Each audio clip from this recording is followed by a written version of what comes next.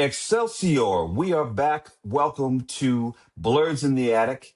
I want to say weekly, sometimes we're bi-weekly, but trust me, we are finally got this thing together. We got a format and a status that works. So we will be weekly. Trust us when you hit that like and subscribe button if you're on YouTube or downloading us anywhere where podcasts are served.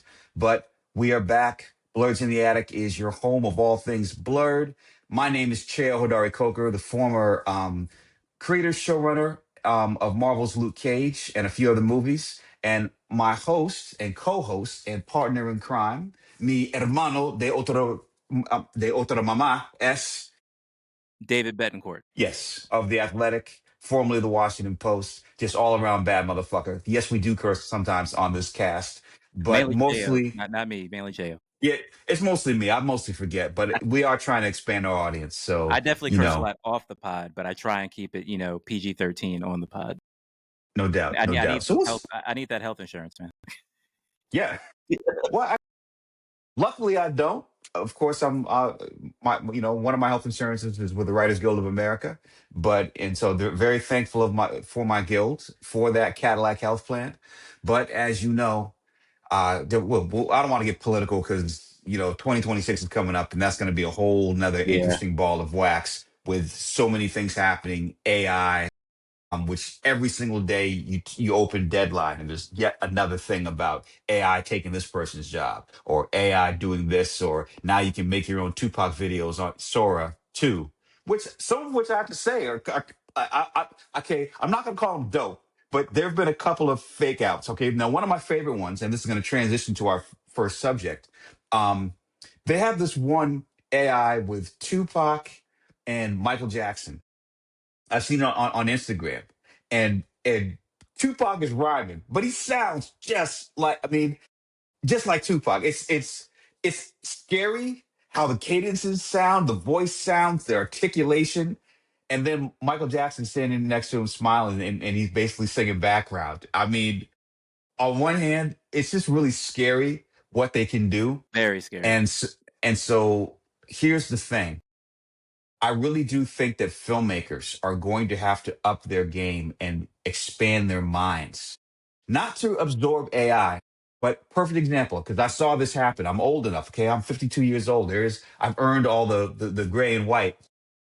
When I was growing up, born in 72, there was an era where, of course, everything was analog. James Brown and a lot of the R&B, the Motown stuff that my mom and dad revered and grew up with. I was basically a child of Stevie Wonder. You know what I'm saying?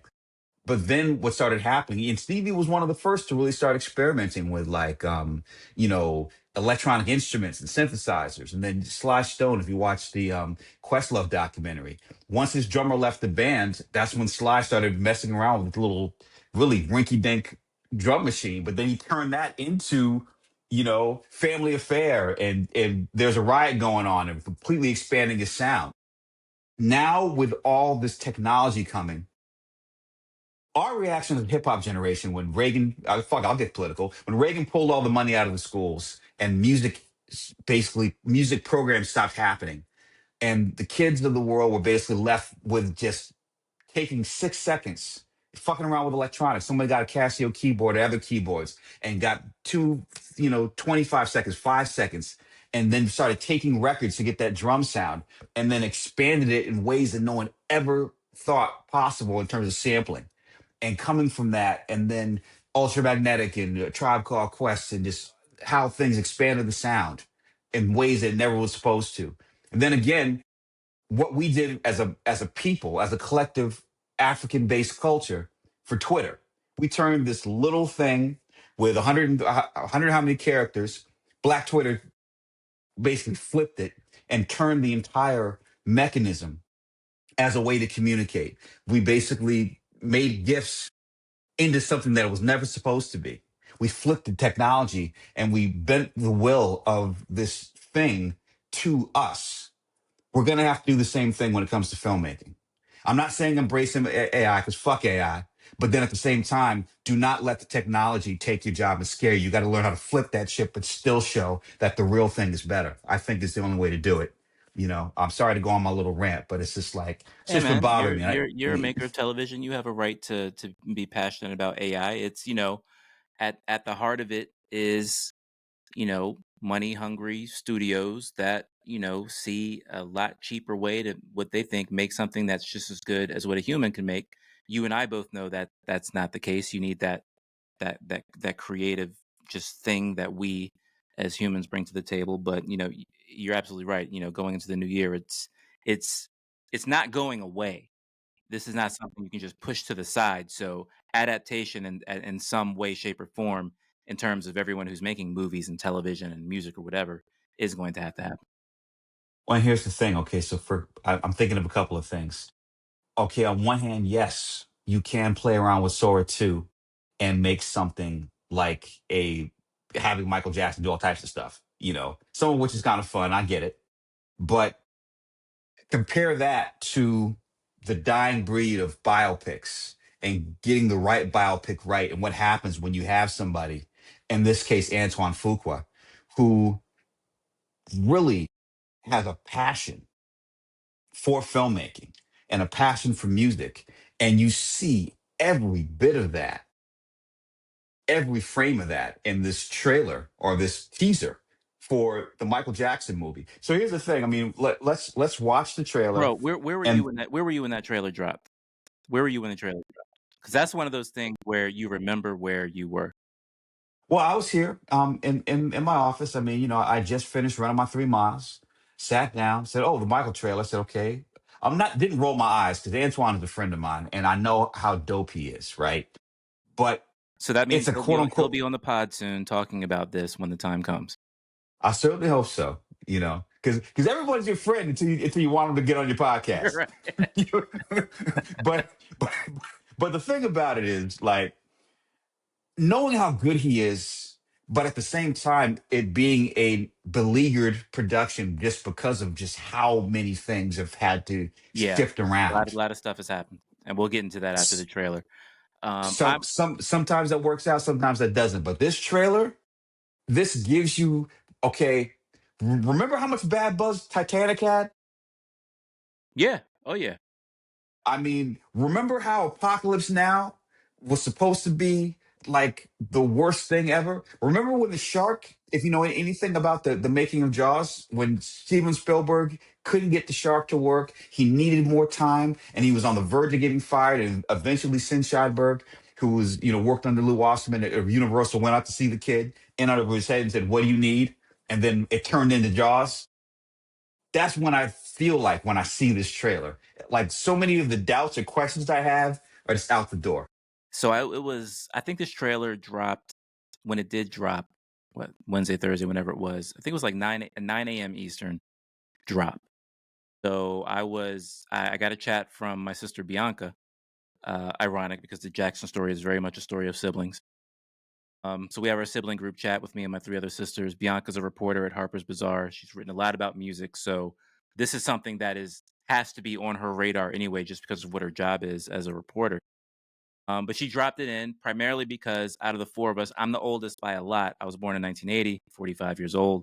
Uh, I am you and I are both, because of our age range, the peak of the youth who experienced Mike in his prime. So I, you know, I hadn't been paying attention to the tea leaves. Apparently, the night before they were hinting, hey, this trailer is going to drop, but people didn't know if it was true, and then it dropped, and trailer blew my mind. So we're about to watch the trailer now together, right? We're about to hit it now. All right. We're So gonna hit let me play know when you're in going to hit play. 5, 4, 3, 2, 1. All right. The Quincy voice at the beginning is something. Yeah. Click track. I love the lyrics. I love how you can see the lyrics right there. Yeah. There you go. White socks, black shoes. When the beat it guitar comes in, when the Van Halen guitar comes Yes. in, I'm done. Right here, I'm like, this looks good. Right there, I'm like, okay, yeah, here we go. Now I'm like, bam.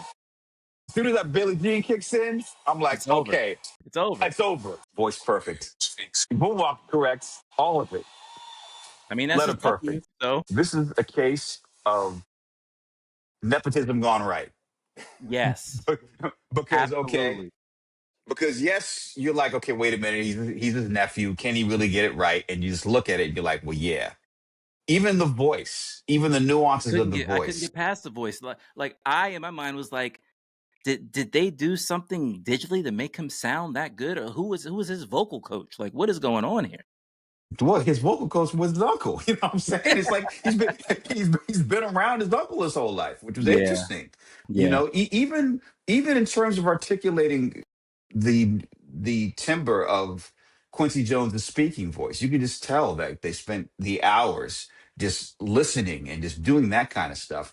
Um, okay, so I'll get biased here for a minute because I am one of those people that is like, I'm competitive, and so you know that's one of those open assignments. Who's going to write the Michael Jackson story? Like I'm like, yo, come on, man. I've worked on Straight Outta Compton. I'm the right age. I did it. I was one of the writers on Notorious. If I had the opportunity to pitch on doing Michael, also just I'm a Motown fanatic. Me too. I would have really been one of those people that would have had a whole full fledged like, yo, I really would have loved to have gone after that job. But when I heard that John Logan got the job, I just said, you know what? John Logan is such an incredible writer. And it's, Any Given Sunday, Hugo, Rango, um, The Aviator, particularly when we talk biopics. The Aviator is probably one of the templates that I constantly reference because I've got biopics in development, and everything else. Um, he's just amazing. And so, yeah, part of me is gonna be mad that because there are those people that are always gonna say, if you have an African American subject, particularly someone as revered as Michael, you should have an African American writer. But at the same time, you know, I'm not gonna knock it because in this case, John Logan is amongst the best of the best. So what I say is that like he's so good at what he does as a writer that honestly I'm really interested to see, he's one of those writers I would give the benefit of the doubt because, it's just really, he's so good at what he does. And so I respect the game. You know what I'm saying? It's like, it's almost like some of those MCs that are like, yo, fuck Eminem, but then it's Eminem. And then, and then it's just like, he's an MC. He's an MC's MC. You know what I'm saying? You might be mad that he got that feature, like, but then you hear Murdergram, you're like, shit. Like you can't front. I'm very this brought back so many memories because of the era I grew up in. I mean, my one of my first musical memories in terms of, hey, this is a song that I like and want to hear over and over was being in my Aunt Beverly's room and listening to Off the Wall and listening to Rock With You. That which is still my favorite Michael Jackson song. I was very fortunate enough that same Aunt Beverly that I mentioned is my great aunt's my grandmother's sister. She gave me the surprise of my life. No one has ever topped this surprise ever in my 45 years of life. She took me to Landover, Maryland. Back when the Bullets were playing in Maryland, they played at back then it was called the Capitol Center, the Cap Center, we called it in DC. And I And saw, also when bullets were flying outside the Cap Center because after concerts yeah, it you was used to get big. you used to get wild back in the day. What it was a little hot and heavy back then here in the district. Yes, it was. And Landover is not also Landover right now is where the Commanders play, although that's finally coming to when they're coming back. But that is to say, you really had to want to go out there because it was somewhat of a hike to get to there. But my aunt took me to see the Bad tour. And she didn't, she didn't tell me where I was. I was the hugest Michael Jackson fan. I listened to all the music. I watched Moonwalker nonstop. And I remember she just said, I got a surprise for you. And I'm like, all right, well, what is it? Tell me. I'm a kid. I want to know. Won't tell me. All she's saying is that we're going to the Cap Center. And we get there and I'm like, what's going on? I'm like, okay, it's some kind of show that's gonna happen. And then I started seeing people wearing Michael Jackson memorabilia and I started hyperventilating. Because even as a kid, I Man. kind of figured it out. And man, when he came out, so this is bad era Michael Jackson. So this is like, Hmm. bad, smooth criminal. Yeah, Uh, probably my two favorite records on that album. See, I'm really gonna date myself. Just Another Part of Me mhm, is a great song.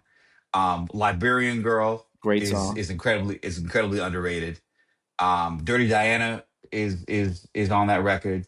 Um, there's a lot of great songs on that album. That album, it basically Bad is the Jackie Brown of Michael Jackson's, au revoir, because Thriller is the top. I mean, Thriller is the most popular. Let's put it like that. Thriller is the most popular, the same way that Pulp Fiction is the most popular Quentin Tarantino movie, right?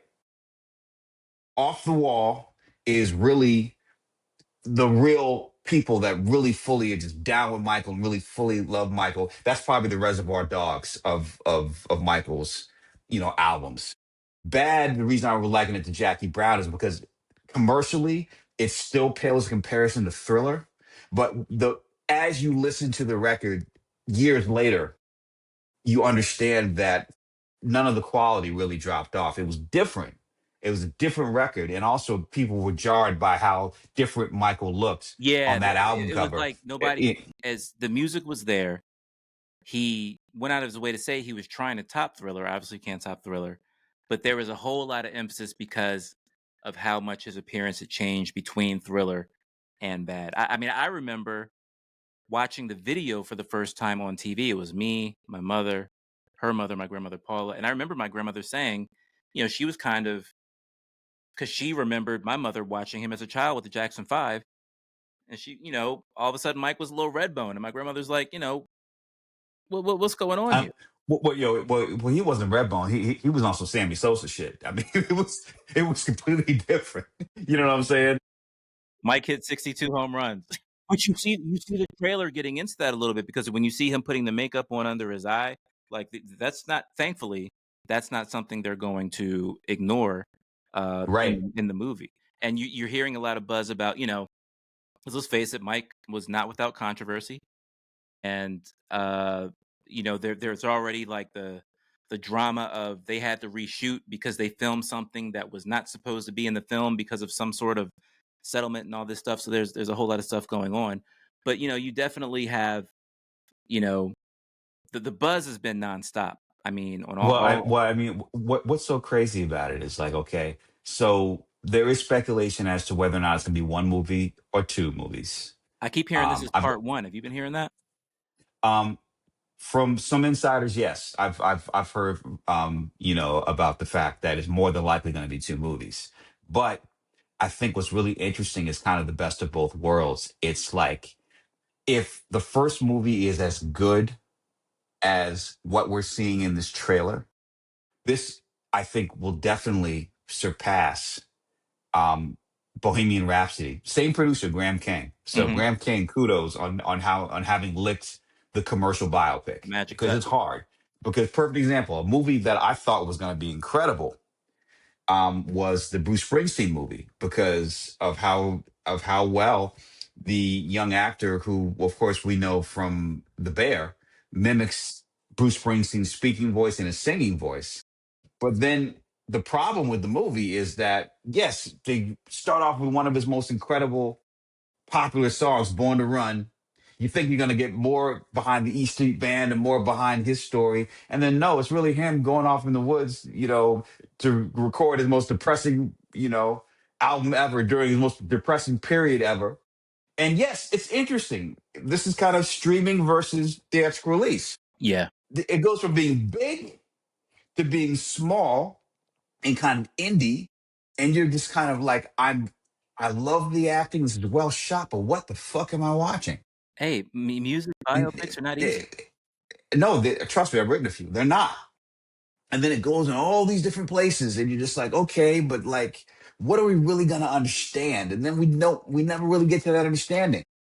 And then it just like kind of peters out, and then it flashes back, and it's just like, yes, I do not want to denigrate, the things that happened to Bruce, which I think the book probably got deeper into, because then when it talks about his abusive father, right, you just have a couple of scenes where his father, played by the incredible British actor from Adolescence, um, why can't I remember this brother's name? Well, brother, because he's fascinating about the fact that he doesn't hide the fact, his British Jamaican heritage. Hmm. Um, you know who I'm talking about, Yeah, because no, I he do. was also Name I don't know, but I know who you're talking about. Yeah. No, see, I'm gonna this is killing me, and I want to give him his props. Let me see, because he was also in Snatch. Stephen Graham, Stephen Graham. There it is. and I apologize, Stephen, because you know that's the thing.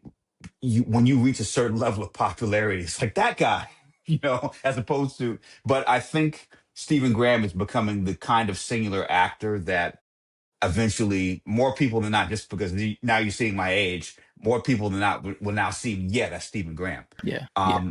But I think the thing was that even with those scenes where you're going the black and white into Bruce's childhood, it's like it doesn't necessarily go as hard as it could. Back to the point of Michael Jackson, in splitting these two movies, this might be the blessing in disguise, because not only are you going to get a second bite of the apple while the first movie might be one of the biggest biopics of all time, spreading it out, maybe you also get a second chance to get to that second part of Michael's career. You still get a chance to really also take time in the character stuff rather than it just being a jukebox of just songs. But you also, in an interesting way, you get to kind of compare, because Michael Jackson was on the scene for so long. You have people that love Thriller, Off the Wall, old school Jackson 5 Michael Jackson. And you have a whole other generation that grew up on Dangerous, that grew up on, songs like Butterflies and his later stuff. And I think the chance to kind of split things up could actually, in a weird way, work better for the movie. I love that the trailer, just for a split second, it's like you saw every phase. You saw Kid Michael Jackson from the Jackson 5. You saw Off the Wall. You saw Thriller, Beat It. You saw Bad. The thing that was always fascinating about me for Mike, so obviously, as a kid born in 1980, I first discovered Michael Jackson with Thriller, and then I discovered, Off the Wall from my family and all that stuff. But and I keep bringing up the same aunt that took me to the Michael Jackson concert, my aunt Beverly, my great aunt Beverly. She got me Moonwalker. Remember Moonwalker? Yeah.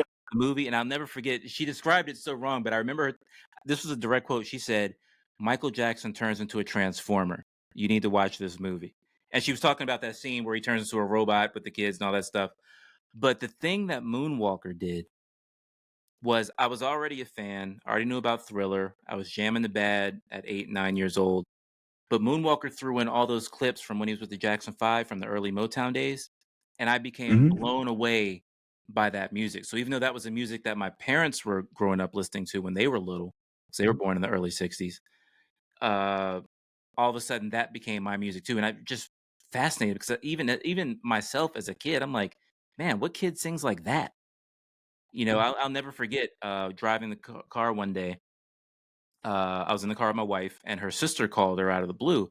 She's like, "Oh my God, you have to hear this one song, this one Christmas song, and this little girl is singing so beautiful." And when we figured out what the song was, it was a Jackson 5. And my wife had to be like, "No, that's Michael Jackson when he was little." And my sister in law was like blown away because there's certain parts of the world that didn't get the Jackson 5 stuff. They just got the Mike King of Pop take over the world, Mike. Um, but for me, that was just so fascinating that from 8 years old, this man's emulating James Brown and belting out hits. And amongst a talented family where everybody was probably vying to be the lead singer of that group, the second the youngest kid, the boys rises up. I mean, it's tailor made for Hollywood. And here's a really good point that no one's really bringing up about this Michael movie. There's already a pretty decent standard that has been set with the Jackson 5, with the Jackson's American Dream TV movie. Remember that TV movie Yeah. with Angela Bassett as Catherine, and what's the brother's name from Cooley High who played Joe? Lawrence Hilton Jacobs. Yes. I to this day, I'm a grown ass man and I'm still scared of that brother. Yeah. If that brother came up to me in an alley, I'm running for my life. And you better not leave that damn towel in the pool because you know what's coming. That scene when, Mike and I guess Randy are playing and Joe at that point I think is just look for something to complain about because he's so used What to. was what? Well, yeah, you want to be starting something, Yeah. There it is. There you go. Mama say, Mama sa, Mama say. You know what I'm saying? So I say that to say, if you have not seen the Jackson's American Dream, I'm pretty sure you can throw it up on YouTube or whatever. But a young Jason Weaver playing Michael Jackson, another very talented singer, who laid it down on The Lion King back in the day. Obviously, it's not $100 million movie spectacle, but that is to say, that was a pretty great TV series Well, back then. no doubt. But it's interesting how like some of those series they live on not in replays. They live on because of these TikTok hyper Oh yeah, edits. No, nobody came to see you, Otis. You know, from the Temptations. You know, similar thing. You know what I'm saying? another great TV Also, movie. yeah, exactly. The New Edition movie is one of those proto classics. So it's really interesting. And also, okay, I know that we're going to move on, but one of the things that for Michael Jackson is that I appreciate the artistry when I was just growing up, hearing his voice, just how ubiquitous his songs were, just really interweaving with my childhood because I was born in 72. So by the time Thriller came out in 82, I was 10 years old. I was old enough to kind of begin to know what kind of music I liked to, say, hey, I want this record for my birthday or Christmas. And then teenager. And then it's like the problem because of my generation tail end of Gen X. By the time Michael said he was bad, Run DMC was out, and we knew that he wasn't really bad in that way. You know what I'm saying? So Yeah, it's like he suffered for that. But then what happened is then as I got older and I started going back to those records, that's when I really started getting into understanding the genius not only of Quincy Jones, but also of Rod Temperton. Rod Temperton is probably one of the most unsung producers in the history of R&B. Really awkward, weird looking white dude, but wrote some of the most incredible, indelible R&B of our times. You know that song "Always and Forever," Heat Wave? It's Rod Temperton. that's wild. Lady of My Life, Rod Temperton. So many songs of his. Human Nature, I believe, is also another Rod Temperton song. Like there's something about the way that he would articulate. And the other thing that's really interesting about Quincy Jones, one thing that's fascinating if you get some of like the special editions of Thriller and special editions of Off the Wall, Michael Jackson's demos. Michael Jackson is unheralded. He doesn't get enough credit as a songwriter himself. But the thing that's interesting about Quincy Jones is that when somebody who, as a teenager, toured with Lionel Hampton, who orchestrated all of Frank Sinatra's biggest hits, like "Fly Me to the Moon" with the Count Basie Orchestra. The person that wrote and arranged those charts was Quincy Jones. You know, somebody that spans that era and then steps into the bottom of late R&B, transition to hip hop, that whole thing, and him being having a foot in both eras, when he basically has swing arrangements in terms of like the way the horns punch and articulate during "Can't Stop Till You Get Enough." This is not somebody that just is picked up some records and like said, "Hey, I want to try that." He was arranging charts for Clark Terry and for people that actually did that, and so that's why what gets really interesting is, and I think that's why as we kind of start talking about, as we transition to now talking about Frankenstein and Netflix and this new movie that Guillermo del Toro, his labor of love, the importance of having analog experience, the importance of cinema, and beyond our thoughts about this movie, why the theatrical experience is still incredibly important, not only just in terms of the communal aspect of watching films together, but also when things are shot for the big screen, they need to be experienced on the big screen. And so that's kind of the difference. Like, yes, okay, of course. And we're going to link this back to our last conversation. There are certain things that with Michael Jackson in that era of the 80s and 90s, you have a lot more electronic instruments. But when you have somebody that could write and arrange for strings and for horns and for a whole different experience, you get a record like Thriller, you get a record like Off the Wall because you have the melding of both experiences. And I think on a cinematic level, you need people that speak the language of cinema, even in this, you can't even call it digital age, it's AI age. There's an importance for it. So, what did you think of Frankenstein? I love Guillermo one. I think he's a great filmmaker. I love the always kind of dark gothiness of everything he does. I love this Hellboy movie, The Shape of Water. He's a very unique director. I like Oscar Isaac. I like a lot of stuff that he does. Who's our boy from Django's buddy and Django Unchained? He's also the bad guy in Bond. Who am I thinking about here? Yeah, I see him again, accepting both those Oscars. He got an Oscar both for Inglorious Bastards and for Django. So, uh, It's terrible. We are the worst hosts on earth. We're so I know, unprepared because I know. we see, but this is the thing. You got us live. You got us analog. You know what I'm saying? I want Christoph to call him, Waltz. That's our boy's name. yes, Christoph Christoph Waltz. Waltz. Uh, Yes. Isaacson is fantastic. Christoph is fantastic. There's a deeper. You get to know the Frankenstein family a little more, like a little background. There's a little bit of sibling rivalry there that I wasn't expecting. There were some Bride of Frankenstein vibes going on that I wasn't expecting that I thought were pretty interesting. Yeah. Well, this is the thing. If you're expecting Creature Commandos, this ain't it.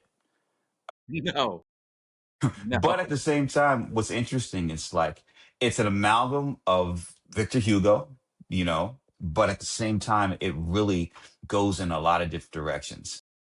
I think for me, the thing is just when I'm seeing the very beginning in the dark, and they are that old school boat trying to make it to the North Pole, and you just see the scope of the shots.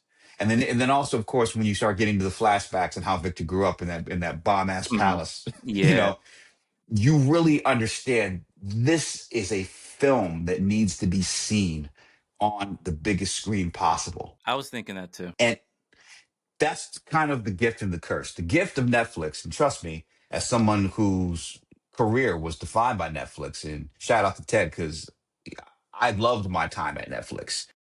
They put their money where their mouth is. It from a filmmaking, from a television standpoint, it is great the amount of money that they invest, particularly in proven talent, someone of Martin Scorsese or Guillermo del Toro's repertoire, reputation, knowledge and know-how. That's a worthy investment.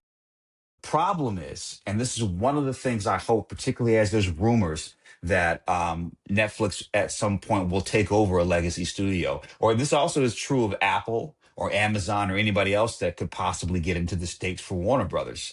Yeah. I think the most important thing that they can do is they should absolutely 100% support the cinematic, filmic, put it in movie theaters experience. It truly is the best of both worlds. Even if, God forbid, they buy one of these studios and then they limit theatrical releases only to the studio, I mean, only to the theaters that they own or whatever, I still think it would benefit both the streamer and the general public to have the opportunity to see the movie as it was filmed, in the space it was filmed for, and then relive it over and over again at home. Because Hasn't that kind of been the opposite vibe that Netflix and the people at the top have said in terms yes, of what they think about theatrical though? yes, but because they are living in these huge houses with these 100-inch televisions. And so it's like, yeah, it's cool. It looks great at home. And really, I don't blame Netflix or Amazon for the death of cinema as much as I do the fact that you can now get a 100-inch television for, and it doesn't cost you $20,000 anymore. You know what I'm I got a saying? 75 downstairs. I got a 55 right here in the attic. Do you understand what I'm saying? It's like the cheaper screens is what bought it on.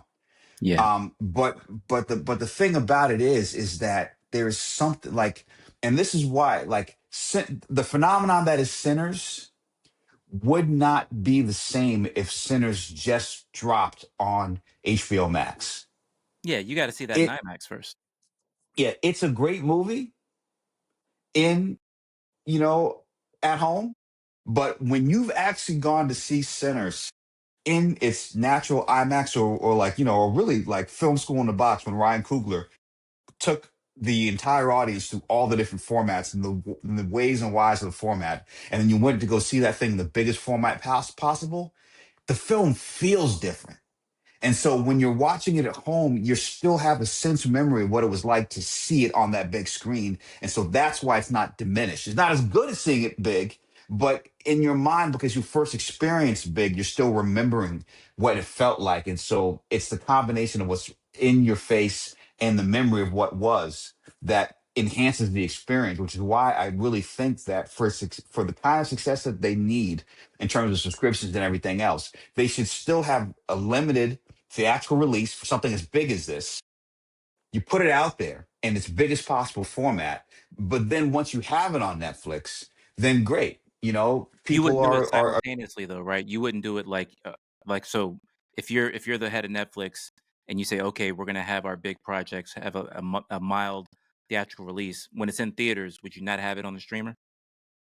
no. See, what I would do honestly if it was me, and shout out to Ted again. I'm not trying to do Ted's job, but what I would do is I would make sure those same 20 theaters that were able to show Sinners and probably next year the Odyssey in its biggest format. I would basically make a deal with those. I would hopefully be able to expand that base to 50 to 100 theaters that had in major places that had that kind of scope and had the biggest possible, format. I would barnstorm the movie. I'd put it out there, have the premieres, get everything out there. Do that for at least 3 weeks to 3 weeks minimum. But if you have something like Sinners, I mean, Sinners could still play, and if they had they kept Sinners in the movie theater, it would still have a theatrical audience. It's basically the Rocky Horror Picture Show. Like people would just still be going every fucking week just to watch Sinners theatrically. That's how good it is theatrically when you see it in theaters, right? If it merits a longer stay, great. But if not, then you know that you're going to be debuting it streaming wise. But And that's then a I big and part then of I what that's a big part of what's killing theaters as well is how short the theatrical window is.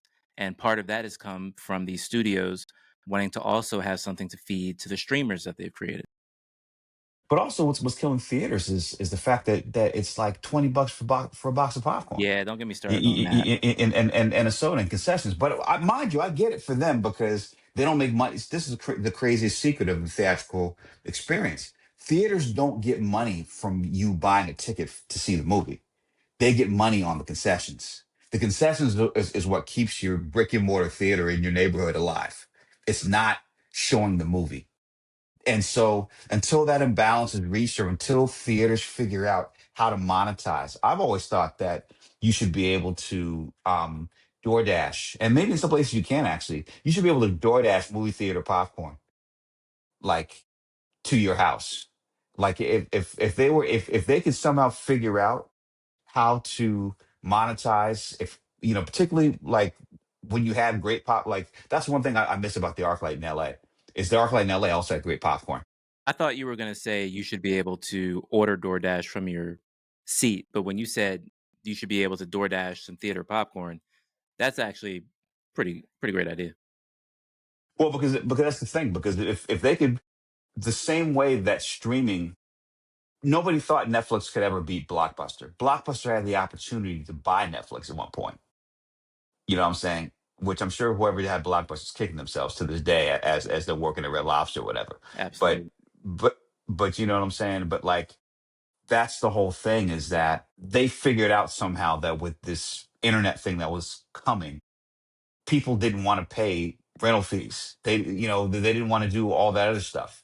And so once they figured that out and they figured out the algorithm and the format, they figured out a way to monetize outside of the way they monetized. And so if theater owners could figure out the same thing for concessions or something else that is just not as good at home as that is at movie theaters, so that you can keep them alive and solvent during the times when they don't have movies that can pull people in, then maybe that's where that balance is met. You know what I'm saying? It's like because perfect example, I saw Badlands, the Predators Badlands movie, which is not it's not a It wasn't a great movie, but it wasn't a bad movie. It was entertaining. It was kind of mindless, but the thing is, it's the kind of movie that studios love. There's no real stars. I'm sure it wasn't made at a huge budget, and look at the profit margins. Yeah. They sold a lot of popcorn this weekend. Would you have rather seen And Frankenstein in theaters? 100%. And if Frankenstein was available, I would have seen Frankenstein before seeing Badlands. No offense to Badlands, because Predator. But here's the thing: it's like, you know, it was a good theatrical experience, and so hopefully Hollywood will figure out a way to afford people the opportunity for both. You know? I, I the first thing I thought, I watched Frankenstein up here in the attic. I've got a 55-inch TV up here, which is great but not huge. And the first thing I thought was I should have watched this downstairs. We have a 75-inch 4K downstairs, Sony Bravia. I love watching movies on that thing. But it's my baby boy's birthday today, so we're a little occupied. By the way, happy birthday to my youngest baby boy, 10 years old. A decade of Dominican dominance inherited from his mama. Boy looked just like his mama too, as they say in the country. Um, so obviously the TV was occupied today with PS5 games and having his friends over and stuff like that. Um, but the first thing I thought when I was watching Frankenstein was, wow, I wish I would have grabbed the big TV, just the biggest screen possible, which leads right back into what you're saying in terms of the scope and how beautiful the film was shot. It would have looked great on a theatrical screen. Yeah. Well, that's kind of the gift and the curse of the screens, is like you have to shoot big cinema for big cinema, because now that the screens have gotten big, the home experience in some ways is more convenient than it is going to the theaters. And the scariest thing for me was when, before moving to Hawaii, this is years ago, when I was living in Seattle, I went to see The Irishman at the Seattle's Cinerama Dome, and biggest format possible. Scorsese, come on now, great popcorn.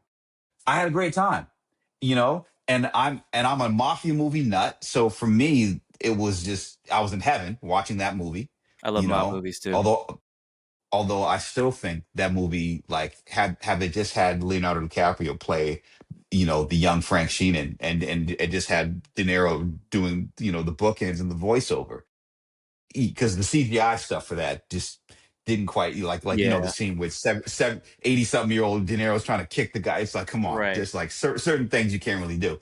Beyond that, I'm sorry, this is my ADHD geek diversion, but the scariest thing about that movie for me was after Thanksgiving, a couple weeks later, I'm at home on my 65-inch OLED. I lost the 10 inches, but the quality of OLED was just, come on, man. Yeah. LG did their thing back in the day with that TV. It wasn't diminished in terms of the experience. I'm contradicting myself because Netflix had a theatrical release, and then watching it at home, it didn't take away. But maybe I'm proving my other point, which is that because I watched it theatrically, watching it at home, I still remember the scope of it, watching it big, but watching it at home, I didn't feel like it was less. And maybe I feel differently if I hadn't experienced it the first time big, but I really do think that having watched it theatrically underlines and really enhances the experience if you're doing both. Because if you just watching it only on Netflix, I don't think that it's enough of an experience where it's going to make its money back. I really think that they should, in limited release, particularly if they're going to go after awards, they have to have a theatrically available version of Frankenstein, and they really should. It's worth the money. I think it's worth more putting that out so that people on limited basis can see it on the biggest screen possible than it is advertising or all the kind of Oscar stuff they're going to do. I think the money spent doing that would generate the kind of buzz that it's going to need if it wants to get award consideration than it is just sending people a Netflix link. What do you think it is that?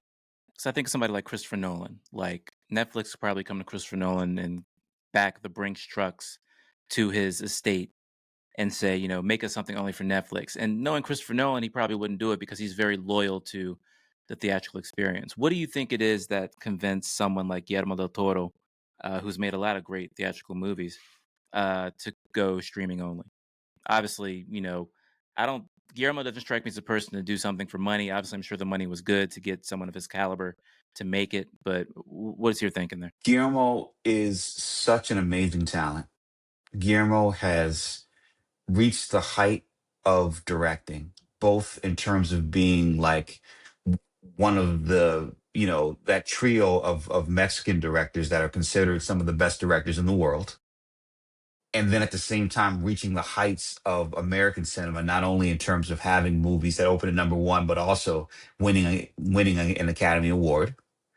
So at this point, with all those things and the fact that he's not getting any younger, I can't speak for Guillermo. I met him once. Actually, I met him. I think it was one of the Comic Cons in passing, and he was a fan of Luke Cage, and it was really cool. Oh, that's awesome. No, I ran into him at the ArcLight, and I introduced myself. I was so geeking out, and I was so shocked that he'd even seen Luke Cage, and it was really kind of a cool thank you moment. And then we also bonded over our mutual love of um of Guillermo Navarro, because Guillermo Navarro, who was the DP on Jackie Brown, shot the episode 103 of Luke Cage. The scene where Luke is walking, with the hoodie and the bullets are bouncing off of him.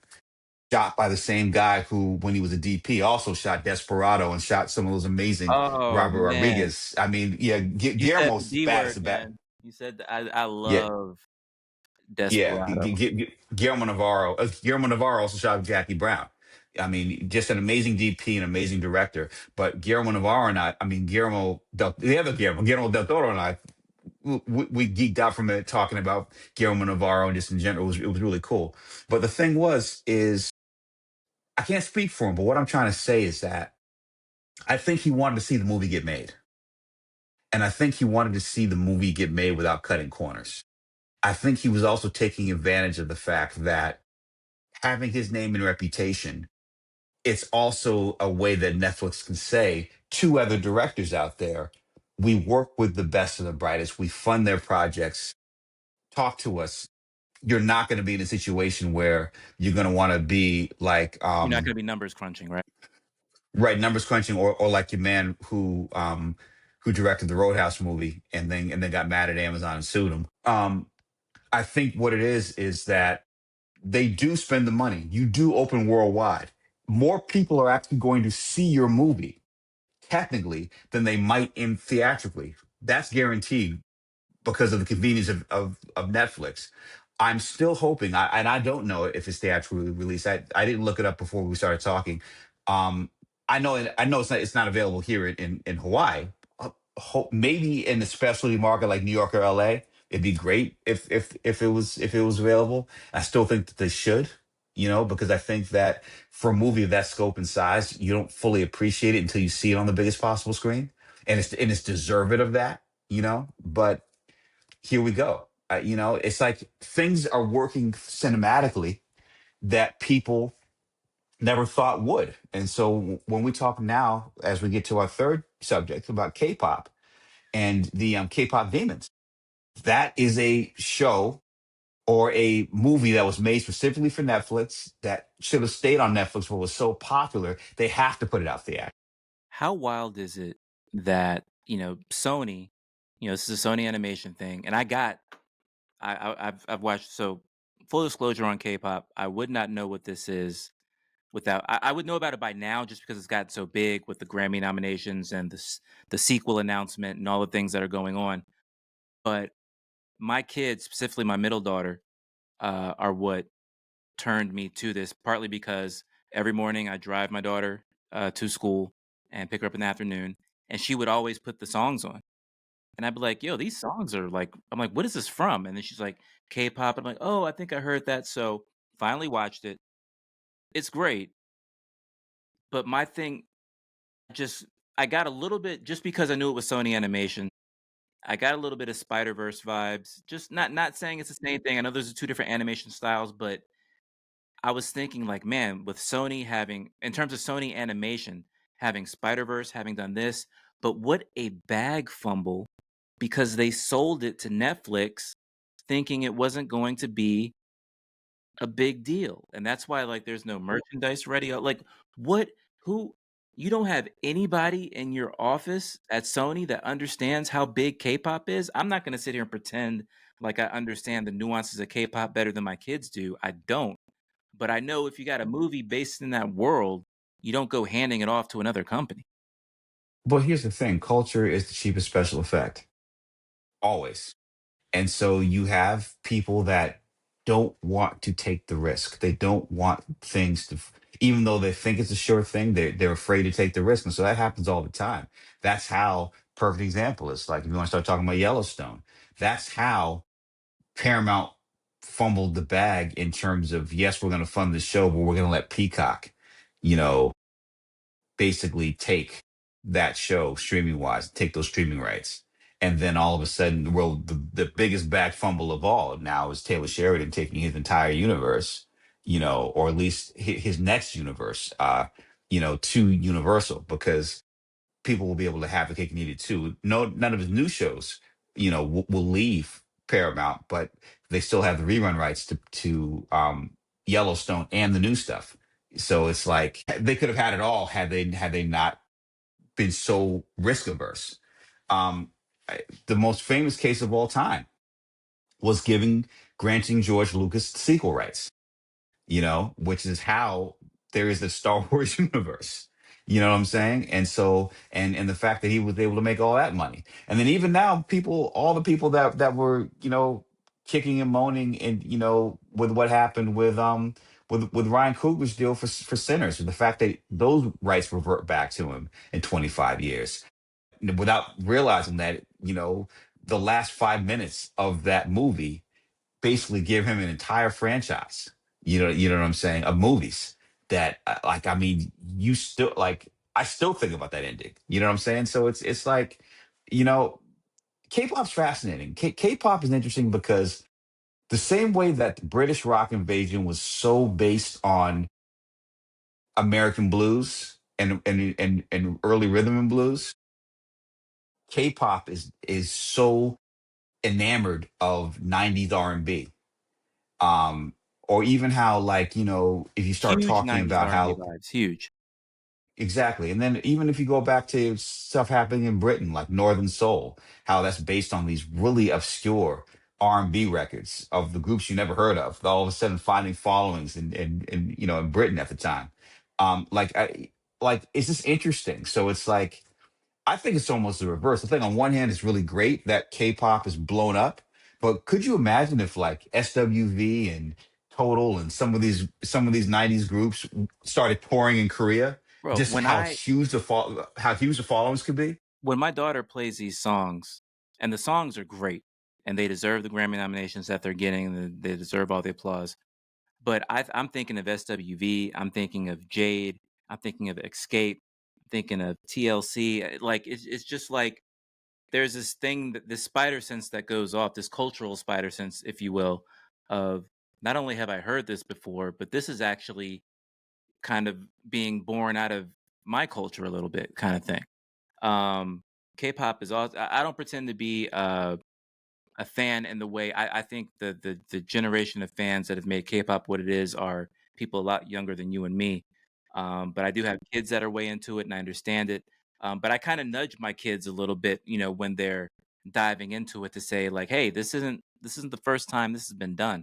But I say that to say I thought the movie was awesome. Um, Sony.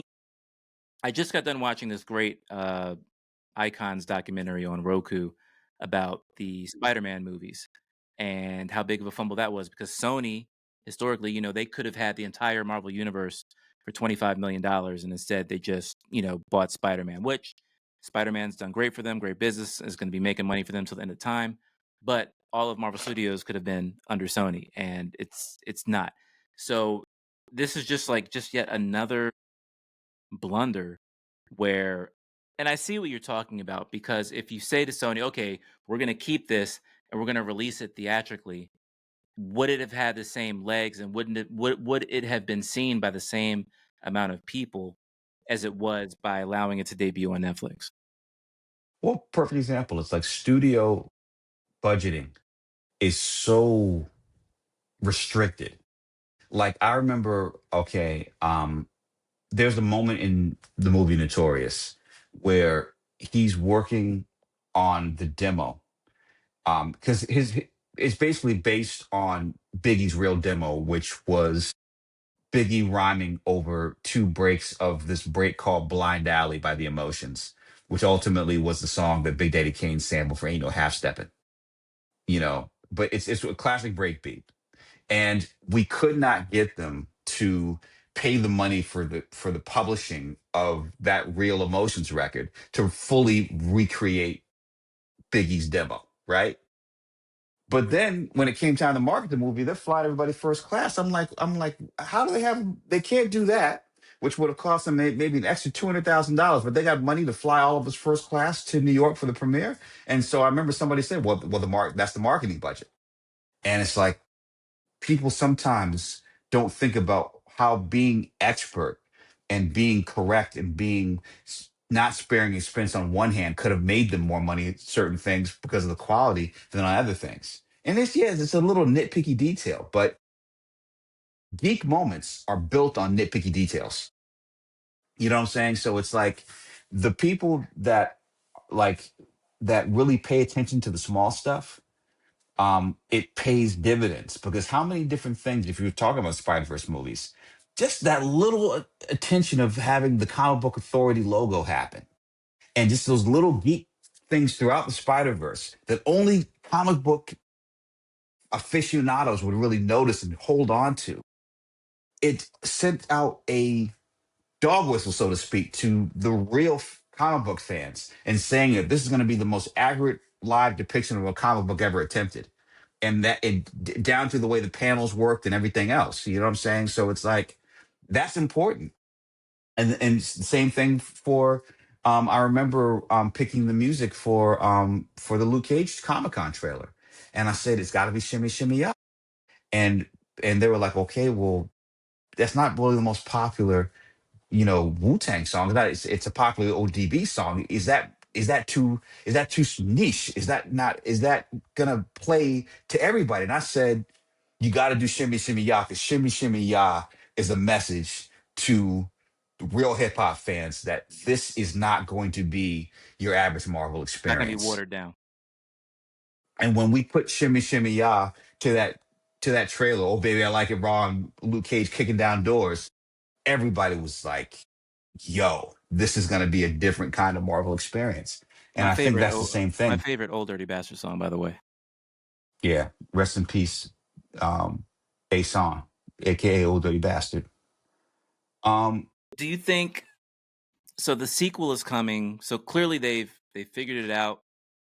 The merch is finally starting to come out. This is a case where like parents were complaining that there were no costumes for Halloween. Like, you got this movie coming out right before Halloween, there are no costumes. So clearly, like, a whole lot was not thought about. But they do have the sequel. The sequel is announced for, I mean, granted, it's animated. Animated movies take time. The sequel is going to be released in 2029. Do you think the mhm. sequel has a chance to be just as big? Based off of this buzz, I think so. I think so, but I think it's two important things. First off, bring back all the original people. Write the fucking check. Don't try to outthink yourself.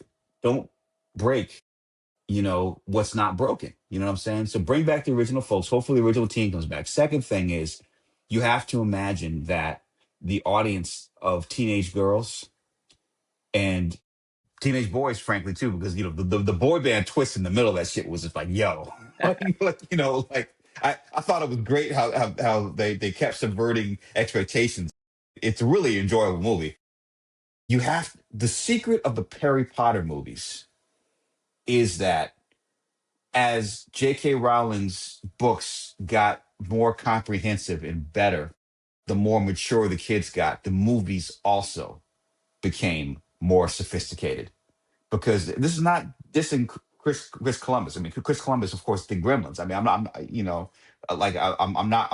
I'm not coming at Chris Columbus, but the first two movies were clearly kids' movies.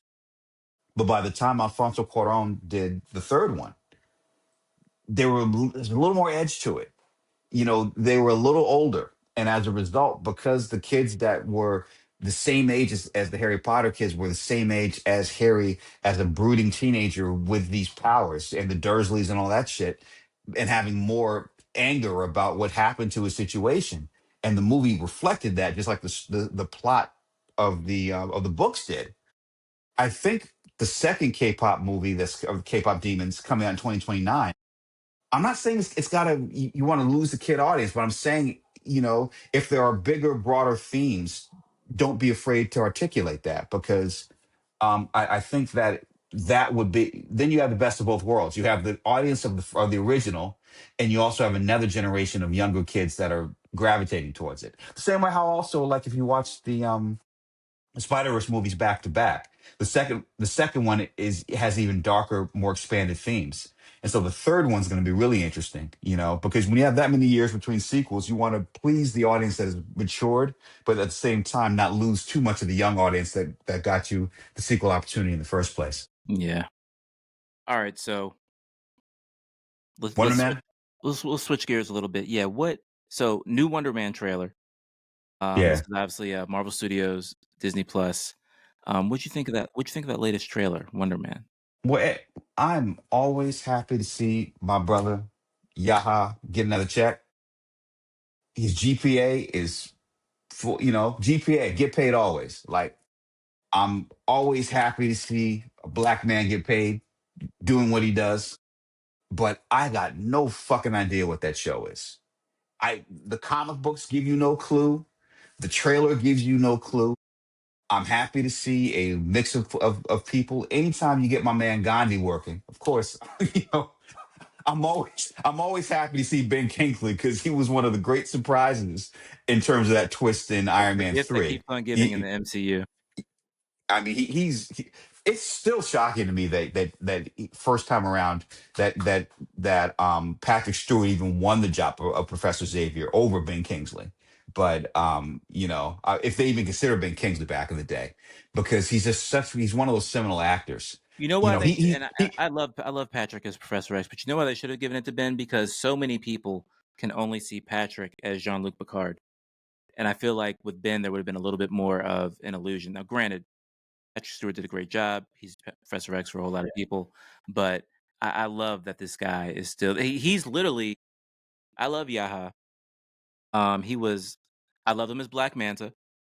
I thought the Hmm. first Aquaman movie was great. I don't care what anybody says, $1 billion movie. The guy was great. He was spectacular in Watchmen, and really Yes. one of the biggest, best surprises of Watchmen. So I have a whole lot of uh, what do you call it, equity with Yaha in terms of Hmm. whenever he's come to the superhero comic book genre, he's delivered, and he has held. He's played a good villain, and he's also held one of the most iconic comic book performances ever, that script in his hand. So I feel like he knows a good story when he sees one. But this trailer is doing a fantastic job of not. I mean, we have no idea literally the only thing I can take away from the new Wonder Man trailer is that, because at the end they're like, "Oh, just sign this thing here saying that you don't have superpowers and you can be a part of this show or whatever." And he's kind of got this look on it. I'm like, okay, so does he have superpowers and he's hiding that? I mean, the what little I know about Wonder Man from the comics, and I have an extensive comic book knowledge, but as a kid in the 80s and 90s, I knew who Wonder Man was. I knew he's part of the West Coast Avengers, whatever. But never really a character that resonated to the point where I wanted to know everything that he was doing, or I was going out and buying his miniseries. This is one of those characters that Marvel can kind of use a blank slate and not be too influenced. They're clearly throwing the Hollywood aspect of it in there.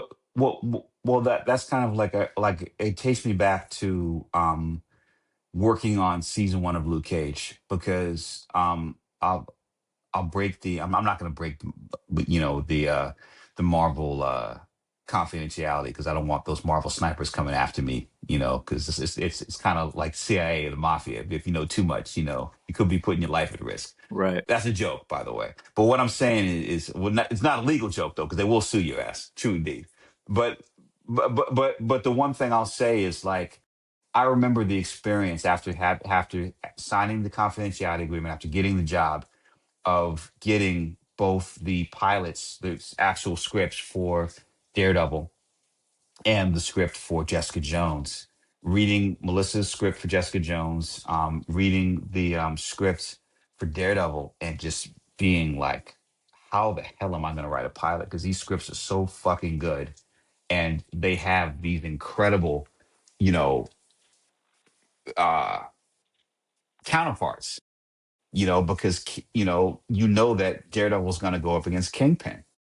You know that Jessica Jones, in terms of what Melissa basically adapted from Bendis's comic in terms of, Purple Man, being such an incredible nemesis.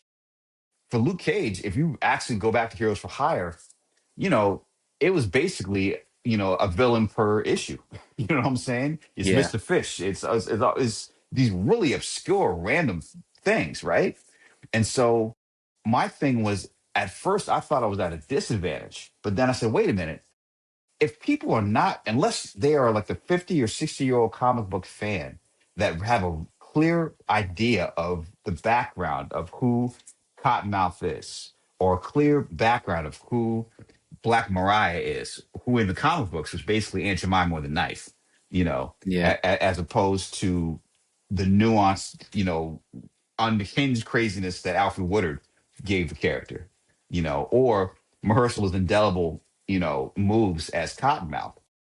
It really gave us a real wide shrift of what we could do because there wasn't as much attention in terms of it being such a big villain that people would have incredible opinions about it, the same way that people have real opinions about Joker. And there's no way that Jared Leto could really follow up Heath Ledger in that respect.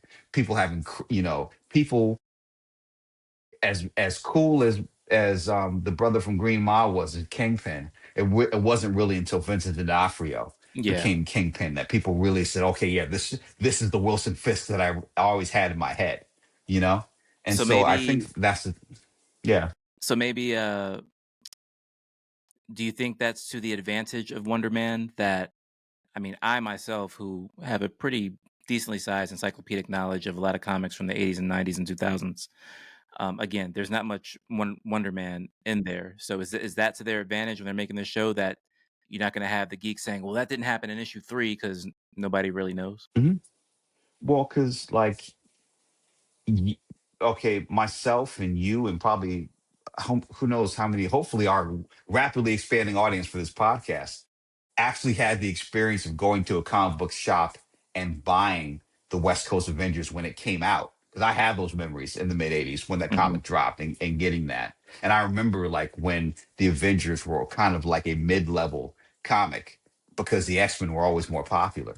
You know what I'm saying? And so it's like, of course, people now think like, yo, that's crazy. Like, it's kind of like how now, like, I got into a big Twitter debate because I was at the show, Tupac's last show, July 4th, 1996, at House of Blues, where Tupac opened the show, but Snoop closed the show. And there's an entire generation of people who can't remember a time when Snoop was considered the bigger artist than Tupac. You know what I'm saying? It's like success and notoriety and just the overall influence of certain things make people remember the past differently. But when you're old enough, you actually remember what was actually happening then as opposed to now. You know what I'm saying? So it's really Yeah. interesting how some of those things play out. And so I think that Wonder Man is obscure enough where, besides those red glasses and sunglasses and that kind of like superstar aura, you remember little bits and pieces, but he's relatively obscure, the same way that Jessica Jones was an obscure kind of character until, in Jessica Jones's case, Bendis flipped it. And then the same way that Bendis to a certain extent resurrected Luke Cage, in a different way inside of Alias, which really to a certain extent, my Luke Cage owes more to the Bendis interpretation of that character than a lot of the things that preceded it. Yeah. Absolutely. That kind of Marvel Knights era. Um hey, I am I like yeah enough. I am going to watch Wonder Man. I'm not Oh, sitting no here acting like doubt. I'm not going to watch it, but I have no idea what's going on, and I guess we'll just see when it gets here. Um, Well, see, and before we get into it, because I thought that this might be a good chance for us to talk, particularly since we're about to talk about Fantastic Four, to get into some of those Avengers spoilers. But I'm like, you know what? Let's not. I miss the days when you didn't know anything about a movie. and you could actually go in and experience it. Because I'm so sick and tired of every time I open my fucking YouTube feed, another spoiler. I mean, shout out to Den of Geeks, but goddamn, like I don't need to know that much shit. Bro, Like, I am going out of my way to avoid. I mean, I'm not on X/Twitter that much anymore. I'm more on Insta and Facebook and please, if you can do la la la, if you can not know anything about these Doom spoilers that I'm constantly getting, please, it's making me so cynical about this movie that I'm hoping is gonna just blow my mind. You know, because I just know too much going in. And I'm sick of that. You know what I'm saying? It's like all this multiversal shit. Just tell a fucking story. yeah. Just tell them. Just And so that's why I think it's really interesting to kind of revisit Fantastic Four. I think more people are doing it in streaming now. And also it's like there's some interesting revisionist, okay, if you can call it revisionist 3 months, revisionist takes on the movie now that people have watched it again, as opposed to the kind of euphoric reactions that happened theatrically before. What's your experience and what's your opinion of the movie? And has your opinion changed now that you've seen it again on streaming? Just jumping back to Avengers real quick. It looks like the first trailer is going to be December 18th with Avatar. Okay. Yeah, well, James Cameron already had me at hello, but the fact that but the fact that there's also going to be a Avengers trailer, and hopefully because the Avatar movie is the best experience for the first time theatrically in 3D as they're shot, Yeah. I'm hoping that also means that it's going to be a big 3D trailer as well. So we'll see. So jumping back to your next question. So FF recently hit Disney Plus this week on Wednesday, I believe it was, first week in November. So if you haven't seen it in theaters and you didn't go out and buy the DVD, it is now on Disney Plus to stream. So I already had it. I bought the 4K DVD when it came out a while back. So I'd already seen it theatrically a couple of times. I'd seen it again when I bought the 4K Blu-ray, and now up here in the attic, I was streaming it on Disney Plus. So this is going into like the fifth and sixth time that I've seen Fantastic Four First Steps, and the Well, first, you were definitely a blur. There's no way around it. no, I will watch. I mean, don't get me started on back when the first Spider-Man movies came out. I'm talking like 5, 6 times in theaters. This is like combined, like Yeah. theatrical, getting the DVD. Now it's streaming. I used to just do all that in the theater. But I will say, I still love the movie. First time seeing it, I thought it was one of my favorite Marvel Studios movies ever. Going into like the fifth or sixth time I've seen it, I am starting to see a little of, I guess, mild complaints that there wasn't enough going on or this and that. But overall, I still love the movie. I still think it's the best scored musical Marvel Cinematic Universe experience ever. And I love the performances. I love Pedro. I love the Thing, even though he was all CGI. I thought Galactus was spectacular. I will say, streaming it on Disney Plus up here in the attic. I don't know about you, but I'm spoiled by my big TV downstairs, the 75-inch Sony Bravia.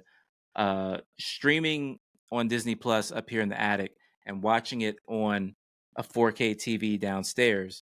Now the TV up here is 4K as well, but it's being streamed up here as opposed to watching it on a 4K Blu-ray disc. My bougie eyes, in terms of processing the high definition, I can tell the difference between when I'm watching streaming and when I'm watching the DVD. The 4K DVD is just a hell of a lot more crisp, a hell of a lot more. It kind of feels like you're there, kind of thing. So I'm a little bougie in that regard. I don't know how you are when it comes to, like, I am very much into the 4K experience. I have Well, I, well, I well, love. well, well, well, so for me, it's like I always love watching 4K on, Netflix streaming because you can tell the difference, but you can really, really tell the difference when you have the 4K Blu-ray. The blacks are blacker. You know what I'm saying? It's just a certain level of sophistication and of image that you just don't get from streaming. But it just is the way it is. And so the way that I do it. is because, in moving from Seattle to Hawaii, I had to get rid of a lot of stuff because when you ship all this stuff, good guys, it's just too much. Hmm. So I sold a lot of things, but the things that I held on to, I did hold on to a lot of my 4K Blu-rays of movies that I deemed worthy of that. Hmm. And even though I had, I probably have double copies because I bought the, streaming version on Apple.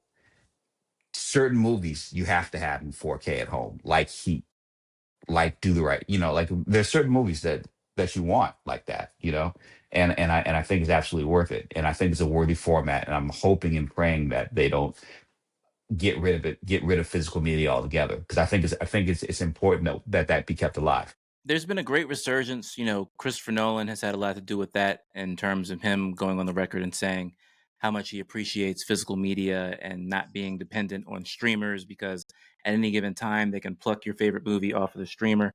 When you own the movie, you can watch it whenever you want in its highest detail in 4K. I do have a little Also, bit of. to add to that, like, shameless plug, but there is a 4K The Killer, 4K Hard Boiled, 4K A Better Tomorrow because I'm a huge John Woo fan. Those joints I think they've either dropped or about to drop. Because I saw that on Amazon, and those are definitely worth buying. Come on, John Woo is John Woo. What my probably so I'm actually looking at my physical media right now, my little collection that I'm slowly building. So, I have goals. I want to get all the MCU movies and all the DC movies on 4K eventually. I have anxiety that, as soon as I get my 4K collection, boom, all of a sudden 6K is going to come out or 8K or something like that. But my favorite 4K movie that I have in my collection right now is Crouching Tiger, Hidden Dragon. I love watching that in 4K. It is just always been one of my favorite movies. And even though like almost every movie I have in my collection is superhero comic book related, that's one of those movies that is just so fantastic that I just had to have it in my 4K collection. Well, no, but for me, it's like, of course, Taxi Driver, of course, Apocalypse Now. There are just certain movies that you just, the better quality that you get, it's just worth it. And of course, Batman '89. Watching that in 4K is seeing that on the big screen again a couple months ago when they did the re-release was great. But man, having that in 4K and getting that experience on the 75-inch screen. But I mean that's what it's about though. And I've always been an HD junkie. I've always been fascinated with HD TVs. When it comes that a part of that is my sports fandom as well and loving sports and watching. HD really changed how you watch football and basketball and baseball and all that stuff. Well, The for me, soccer in 4K is just like, it's a whole nother level. yeah, yeah, no Whole nother doubt, no level. doubt. So yeah, I the 4K collection it's growing. It's getting there. But I definitely got my favorites in there. So I was out with my wife the other day, and whenever I say out with my wife, 80% of the time that means home goods. And if you're Oh, well, married, no, so I'm just shocked that she forgave you after all those tombstone things that all that stuff that mess you were talking about Dominican women. And I was she's like, not gonna man, forgive me if you keep bringing that joke up. you know. Thankfully, this podcast is in English, and I've told that joke to her before, and we survived, and we did okay. Also, speaking of Dominicans, shout outs to before we get into the next topic in our little blur down. Obviously, I mentioned today was my son's birthday, so Cheo, you being you spend a lot of time in the New York area. Have you ever had a Dominican birthday cake? Never have. Really? Well, we're gonna have to fix that, my brother, next time you're over here. So, um, obviously, my youngest just turned 10, so that's 10 birthday parties with him. We've got a soon to be 13-year-old and a soon to be 22-year-old. So a lot of Dominican. This is a very spiritual thing in the Dominican community that I've learned being married to a Dominican, but not without its drama. So the way Dominican birthday cakes work, first of all, it's like this like kind of spongy like pineapple cake kind of thing. But what always ends up happening is whoever makes the Dominican cakes in your area, eventually that person gets really popular and they start making so much money that they open a brick and mortar. And Ah, that happens a lot in New York. And that happened to the person that we went to for years here. And ironically enough, we were at a birthday party yesterday for a friend of my son's at Chuck E. Cheese. The mom got a Dominican cake from the place we used to always go to. And my Hmm. wife, being the Dominican she was eating the cake and she's like, this cake's not hitting it. It's dry. Something's going on. And our theory is that eventually the key maker of the Dominican cakes that opens a brick and mortar, eventually they get so big, they don't go to the shop anymore. So they just have other people making the recipe. And Right. our theory is those people making the cakes aren't Dominican.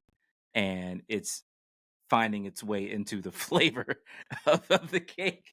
So so thankfully the cake we got today for my son, which I had to drive 30 minutes out to Beltsville, Maryland to pick up outside of Hmm. Washington, D.C. Thankfully, this cake was fantastic.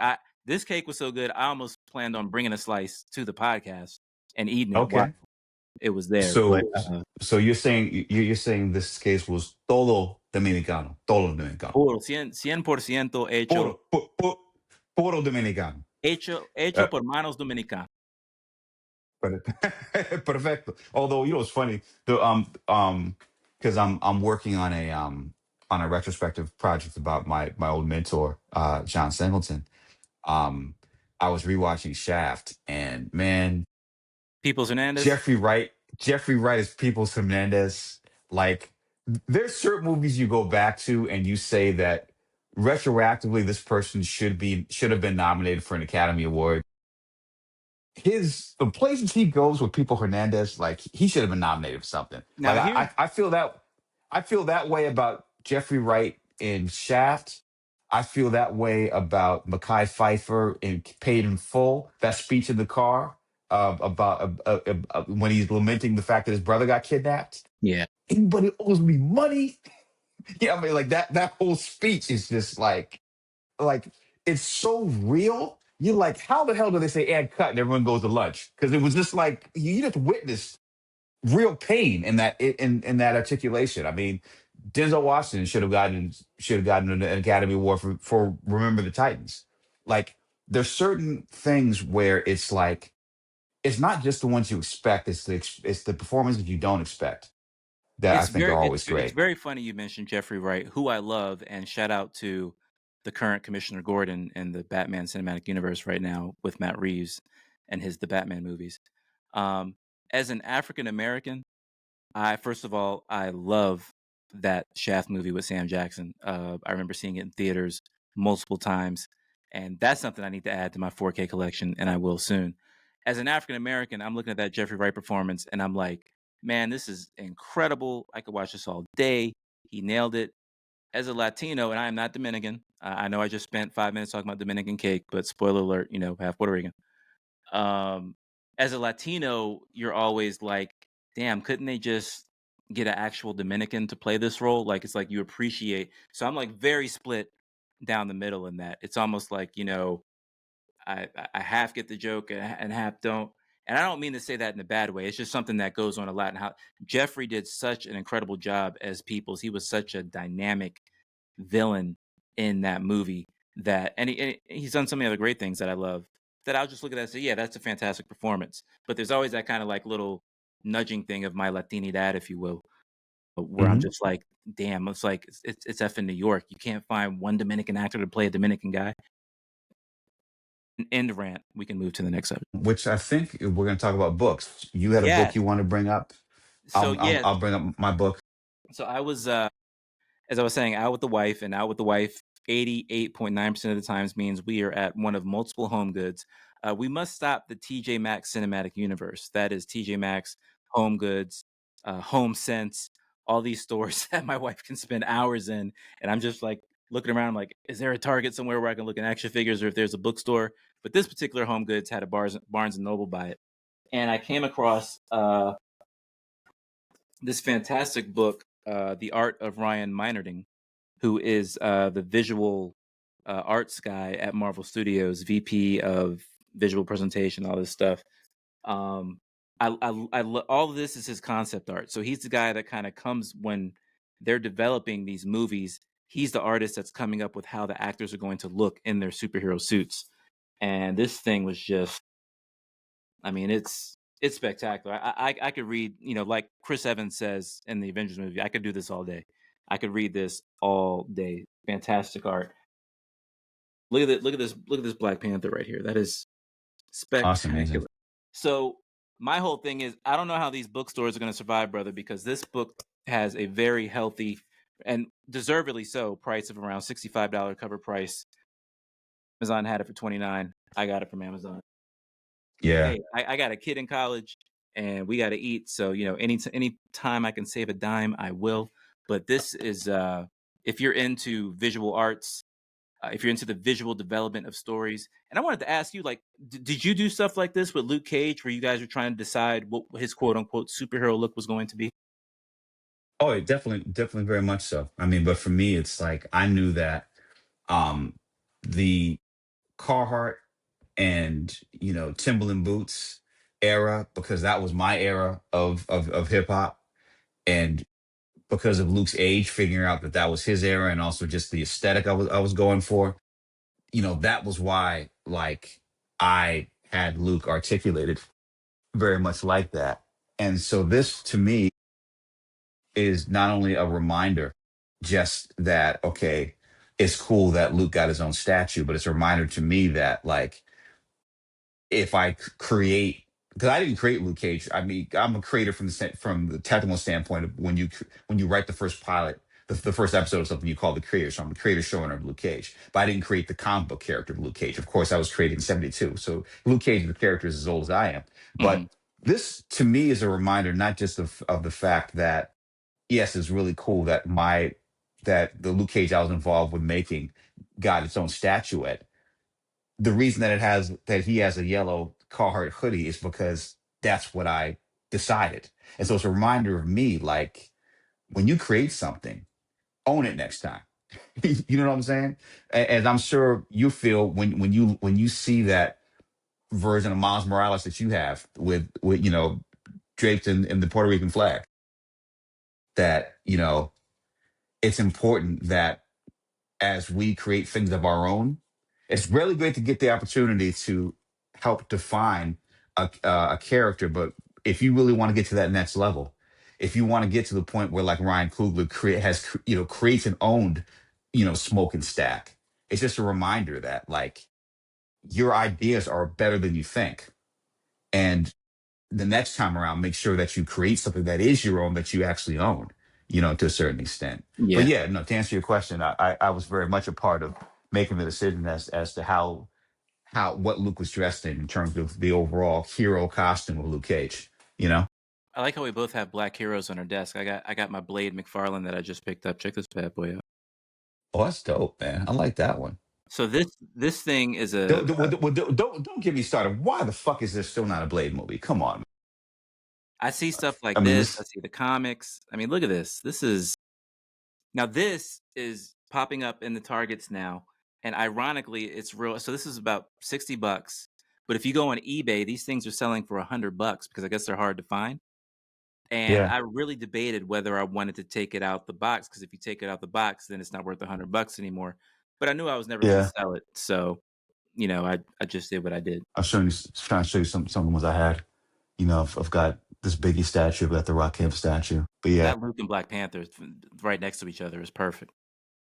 yeah, no, I'm definitely a blur. So what books were you Um, talking about? I got this Art of Ryan minor thing.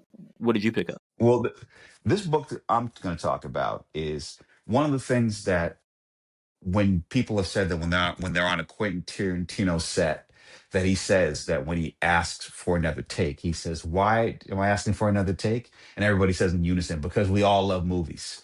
This Jay Glenny book, about the making of Once Upon a Time in Hollywood, is proof positive of that notion, because this every single, from the paper to just the level of information and detail, is an incredible making of book.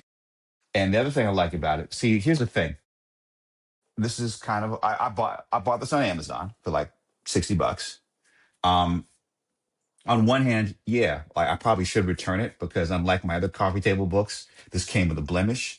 But to me, The reason that I'm not going to return it is because I'm old school. I underline when I read. This is going to be my workbook as I make my transition from screenwriter and showrunner to director. And so I said, because it's already kind of blemished, I'm just going to just mark the hell out of this book and reading it in terms of thinking about scope and thinking about production design and all the different elements that go into directing a film, And so for me, it's like normally this is the kind of book that I would return in terms of getting a pristine copy like I have for my other coffee table books, but because this is going to be an actual workbook, I don't feel as bad because I'm going to pour over every single frame of this. And so far, I'm about halfway through it. It's an amazing book and worth every single penny. So you're going to mark it up like a college textbook. Exactly. Because the thing is that you really have to think of yourself as having the ability to do the things, to then do them, as opposed to saying, hey, I don't really know enough. Now, I'm not saying, what I'm saying is that everybody has a space to learn, but you have to be able to visualize yourself doing the things and until you do them, And so that's one of the things, I mean, that I take from the example of people that I idolize, whether it's Quentin Tarantino, whether it's Spike Lee, whether it's Ryan Coogler, whether it's my late friend John Singleton. John was always about like it's one thing to talk about it, but you have to do it. And just because you don't know whatever you know, if you can articulate what you do know and get the right people around you, you can figure out the rest as you go. Which is the other book I'll talk about, the Thomas Giannopoulos biography of John Singleton, which is really also has a lot of inside detail about the making of Boys in the Hood, Snowfall, all of his movies, John's personality. Just it's just really a great book, and a really incredible reflection of my old friend, warts and all. But it's really a great book, and I thought that Thomas did an incredible job. Thomas was, full disclosure, um, is one of my editors. But at Complex. But at the same time, I've known him from back in the day from from his Double XL, so many different publications he's written for, mutual publications that we both have written for at the same time. It's really a great book. And don't forget, boys and girls, we are Blerds in the Attic because of Boys in the Hood. That's true. And we are Blerds in general, which is why, again, shout out to who's heavy on my mind, John Singleton today. Because now John is a friend I would have been able to get on the podcast. No questions asked. And I would have You had a know, million questions. yeah, no, and it will be really that's probably the thing that I miss the most about John not being here. Not just him as a person and him as a friend, but he was so geeky about watching movies. The most fun thing in the world to do was to go to a movie with John and then go out for sushi after and just talk about every single shot and all these different factoids that he knew about every aspect of the making of the film, the directing. He was probably the biggest blurred I've ever met, you know, hands down. Would have loved to have seen him in the MCU. Yeah, same here. But you definitely feel his presence in the MCU because of the fact of how heavy an influence he was on Ryan Coogler. Definitely one of my biggest influences by far. Well, my man, But I think I think we've I wrapped think that up brings a us to pretty a damn good close. episode today. Yeah, man, hour and a Yeah, I know you got half. I things to mean, do out there in Hawaii. Probably got to jog on the beach. Get your head wet a little bit in the ocean. no, well, I don't have any hair, man. But I said what head. I usually didn't when say I hair. I jog said out, head. I said head. I know you're rocking the Bic look. you usually when I run is in the morning because otherwise it's too humid. You know what I'm saying? But yeah, I post a lot of my runs just in terms of some of the things I see on the gram. So if you subscribe to me on Instagram, you'll definitely see some beautiful images of Honolulu. At the same time, man, you got more Dominican birthday cake to eat. I am probably gonna get one more slice right now. I've been doing real good with the gym. I got to keep that up, so I'm gonna try and minimize as much as I can. But don't forget, folks, that's how much Cheo and I love this podcast. We're doing it live. I'm in DC, and this man is in Hawaii. So we love doing this. We hope you guys appreciate the effort we're putting into Blerds in the Attic. So please, please, please tell your friends about it if you love it. If you hate it, tell even more people about it because people love to hate things together. At the same time, also, if you are watching us on YouTube, like and subscribe. I've always wanted to say this, and I can say it: like and subscribe. And yeah, like we're here. See you next week. And as I've always see, I got to do it. Excelsior, motherfuckers. We'll see you next week. All right, peace out. Later.